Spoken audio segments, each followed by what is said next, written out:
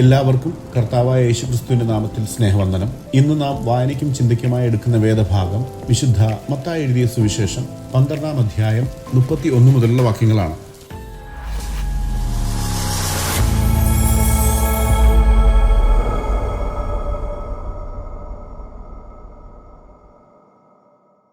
മുപ്പത്തിയൊന്ന് 32 വാക്യങ്ങളിൽ, അതുകൊണ്ട് ഞാൻ നിങ്ങളോട് പറയുന്നത്, സകല പാപവും ദൂഷണവും മനുഷ്യരോട് ക്ഷമിക്കും, ആത്മാവിന് നേരെയുള്ള ദൂഷണമോ ക്ഷമിക്കുകയില്ല.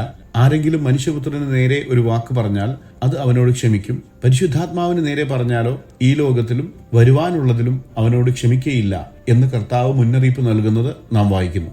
പരിശുദ്ധാത്മാവിനാൽ ഭൂതങ്ങളെ പുറത്താക്കുന്ന താൻ പിശാചിനാലാണ് അങ്ങനെ ചെയ്യുന്നത് എന്ന് യേശുവിന് നേരെയുള്ള പരീശന്മാരുടെ ആക്ഷേപത്തിന്റെ പശ്ചാത്തലത്തിൽ നിന്നും പരിശുദ്ധാത്മാവിനെ ദുഷിക്കുന്ന ആരോടും ക്ഷമിക്കപ്പെടുകയില്ല എന്ന് യേശുക്രിസ്തു വളരെ ഗൗരവമായ മുന്നറിയിപ്പ് നൽകുന്നു. 31-ാം വാക്യത്തിൽ കർത്താവ് ഉദ്ദേശിക്കുന്നത് പാപമോചനത്തിനും രക്ഷയ്ക്കുമായി യേശുവിൽ ആശ്രയിക്കുന്ന ഏതൊരാൾക്കും അവന്റെ സകല പാപങ്ങളും ദൈവദൂഷണങ്ങളും ക്ഷമിക്കപ്പെടുമെന്നാണ്. എന്നാൽ പരിശുദ്ധാത്മാവിനെതിരെ ദൂഷണം പറഞ്ഞാൽ ഈ യുഗത്തിലോ വരാനിരിക്കുന്ന യുഗത്തിലോ അത് അവനോട് ക്ഷമിക്കപ്പെടുകയില്ല എന്ന് കർത്താവ് പറയുന്നതായി 32-ാം വാക്യത്തിൽ നാം കാണുന്നു. കർത്താവ് ഇവിടെ പറയുന്ന ആത്മാവിനെതിരെയുള്ള ദൂഷണം എന്നത് യേശു കർത്താവ് അത്ഭുതം പ്രവർത്തിക്കുന്നതിന്റെ ശക്തിക്ക് പിന്നിൽ പരിശുദ്ധാത്മാവാണ് എന്ന സത്യം തള്ളിക്കളഞ്ഞ് ആ പ്രവൃത്തിയുടെ ശക്തി സാത്താനിൽ ആരോപിക്കുന്നു എന്നതാണ്. പരിശുദ്ധാത്മാവിനെതിരായ അവരുടെ ഈ ദൂഷണം ദൈവകൃപയുടെ നേരെയുള്ള അവരുടെ അവസാന നിരാകരണമായിരുന്നു എന്ന് മനസ്സിലാക്കാം. അവരുടെ പാപം ഒരിക്കലും ക്ഷമിക്കപ്പെടുകയില്ല എന്ന് കർത്താവ് പറയുന്നത് വഴി കർത്താവ് ഉദ്ദേശിക്കുന്നത് എന്താണെന്ന് ശ്രദ്ധിക്കാം.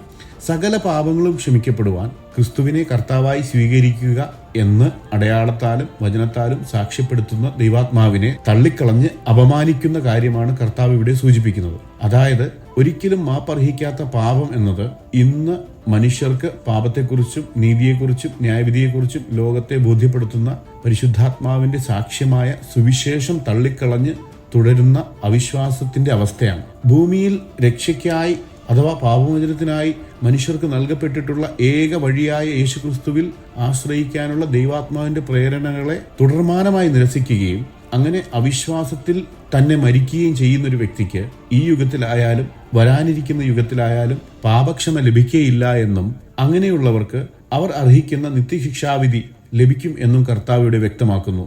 ഇസ്രയേൽ ദൈവത്തിന്റെ കൽപ്പനകൾക്കെതിരെ മത്സരിച്ചപ്പോൾ അത് പരിശുദ്ധാത്മാവിനെ ദുഃഖിപ്പിച്ചു എന്ന് യെശയ്യാ പ്രവചനം 63-ാം അധ്യായം 10-ാം വാക്യത്തിൽ നാം വായിക്കുന്നു. മത്തായി സുവിശേഷം 12-ാം അധ്യായം 33 മുതൽ 37 വരെയുള്ള വാക്യങ്ങളിൽ കർത്താവ് മനുഷ്യരുടെ വാക്കുകളും അവരുടെ ഹൃദയവും തമ്മിലുള്ള ബന്ധം കാണിക്കാൻ വൃക്ഷത്തിന്റെ ഫലം എന്ന സാദൃശ്യം പങ്കുവെക്കുന്നത് നാം കാണുന്നു. നല്ല ഫലം പുറപ്പെടുവിക്കുന്ന വൃക്ഷം നല്ലതാണ് എന്നും ചീത്ത ഫലം പുറപ്പെടുവിച്ചാൽ വൃക്ഷം ചീത്തയാണ് എന്നും കർത്താവ് പറയുന്നു. പരീശന്മാരുടെ ഹൃദയം ദുഷിച്ചതിനാലാണ് അവരുടെ വാക്കുകൾ തിന്മയായിരിക്കുന്നത് എന്ന് കർത്താവ് അവരോട് പറയുന്നു. മനുഷ്യരുടെ വാക്കുകൾക്ക് വിധി ദിവസത്തിൽ കണക്ക് ബോധിപ്പിക്കേണ്ടവരാണെന്നും നമ്മുടെ സ്വന്തം വാക്കുകൾ ഒന്നുകിൽ ന്യായവിധി ദിവസത്തിൽ നമ്മെ ന്യായീകരിക്കുകയോ അല്ലെങ്കിൽ കുറ്റം വിധിക്കുകയോ ചെയ്യും എന്ന് കർത്താവ് നമ്മെ ഓർമ്മിപ്പിക്കുന്നു. സദൃശവാക്യങ്ങൾ 4-ാം അധ്യായം 23-ാം വാക്യത്തിൽ പറയുന്നത് പോലെ സകല ജാഗ്രതയോടും കൂടെ നിന്റെ ഹൃദയത്തെ കാത്തുകൊള്ളുക, ജീവന്റെ ഉത്ഭവം അതിൽ നിന്നല്ലോ ആകുന്നത് എന്ന് എഴുതിയിരിക്കുന്നു. കൂടാതെ സദൃശവാക്യങ്ങൾ 10-ാം അധ്യായം 11-ാം വാക്യത്തിൽ നീതിമാന്റെ വായ ജീവന്റെ ഉറവാകുന്നു, എന്നാൽ ദുഷ്ടന്മാരുടെ വായ സാഹസം മൂടുന്നു എന്നുമുള്ള തിരുവെഴുത്തുകൾ കർത്താവ് നമ്മെ ഓർമ്മിപ്പിക്കുന്നു. മത്തായി സുവിശേഷം 12-ാം അധ്യായത്തിന്റെ 38 മുതൽ 42 വരെയുള്ള വാക്യങ്ങളിൽ യേശു മിശിഹായാണെന്ന് തെളിയിക്കുന്ന ഒരു അടയാളം ചോദിച്ചുകൊണ്ട് പരീശന്മാർ യേശുവിനെ കുടുക്കാൻ ശ്രമിക്കുന്നതും അതിന് കർത്താവ് അവർക്ക് നൽകുന്ന ഒരേ ഒരു അടയാളം യോനയുടെ അടയാളം മാത്രമായിരിക്കുമെന്ന് മറുപടി പറയുന്നതും നാം വായിക്കുന്നു. 38-ാം വാക്യത്തിൽ ചില ശാസ്ത്രിമാരും പരീശന്മാരും യേശുവിനോട് ഒരു അടയാളം ചെയ്തു കാണാൻ ഞങ്ങൾ ആഗ്രഹിക്കുന്നുവെന്ന് ആവശ്യപ്പെട്ടപ്പോൾ ദുഷ്ടതയും വ്യഭിചാരവുമുള്ള ഒരു തലമുറ അടയാളത്തിനായി കൊതിക്കുന്നു എന്ന് കർത്താവ് പ്രതികരിക്കുന്നതായി 39-ാം വാക്യത്തിൽ നാം കാണുന്നു. കർത്താവ് അവരെ വ്യഭിചാരമുള്ള തലമുറ എന്ന് വിളിച്ചപ്പോൾ അവരുടെ ശാരീരികമായുള്ളതല്ല ആത്മീയമായ വ്യഭിചാരമായിരുന്നു തുറന്നു കാട്ടിയത്.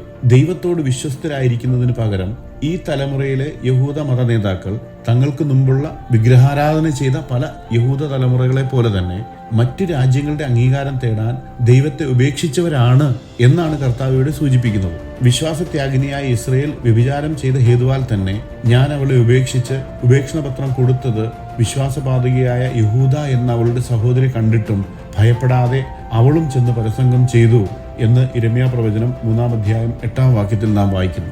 മത്തായി സുവിശേഷം 12-ാം അധ്യായത്തിന്റെ 40-ാം വാക്യത്തിൽ യോന കടലാനയുടെ വയറ്റിൽ 3 രാവും 3 പകലും ഇരുന്നതുപോലെ മനുഷ്യപുത്രൻ 3 രാവും 3 പകലും ഭൂമിയുടെ ഉള്ളിൽ ഇരിക്കും എന്ന് കർത്താവ് പറയുന്നത് നാം വായിക്കുന്നു. താൻ മിശിഹായാണെന്ന് തെളിയിക്കാൻ ഇനി അവർക്ക് നൽകപ്പെടുന്ന ഏക അടയാളം 3-ാം ദിവസം മരിച്ചവരിൽ നിന്നുള്ള തന്റെ പുനരുദ്ധാനമായിരിക്കുമെന്ന് കർത്താവ് അവരോട് പറയുകയായിരുന്നു.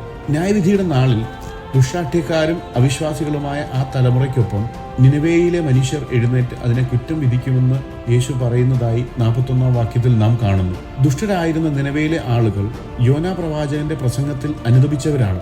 എന്നാൽ യോനാ പ്രവാചകനേക്കാൾ വലിയവനായ ദൈവത്തിന്റെ പുത്രൻ തന്നെയായ യേശുക്രിസ്തു അവരുടെ ഇടയിൽ പ്രസംഗിച്ചിട്ടും അടയാളങ്ങൾ പ്രവർത്തിച്ചിട്ടും ആ തലമുറ പശ്ചാത്തപിക്കുന്നില്ല എന്നാണ് കർത്താവ് ചൂണ്ടിക്കാണിക്കുന്നത്. കർത്താവ് പരീശന്മാർക്ക് സമാനമായ ഒരു ശാസന മറ്റൊരു ഉദാഹരണത്തിലൂടെ നൽകുന്നത് 42-ാം വാക്യത്തിൽ നാം കാണുന്നു. ന്യായവിധിയുടെ നാളിൽ ഈ തലമുറയ്ക്കൊപ്പം തെക്കേ രാജ്ഞി എഴുന്നേറ്റ് അതിനെ കുറ്റം വിധിക്കുമെന്നും സോളമൻ രാജാവിൽ നിന്ന് ജ്ഞാനം തേടാൻ അവൾ ഭൂമിയുടെ അറ്റങ്ങളിൽ നിന്ന് യാത്ര ചെയ്തു വന്നുവെന്നും കർത്താവ് ഓർമ്മിപ്പിക്കുന്നു.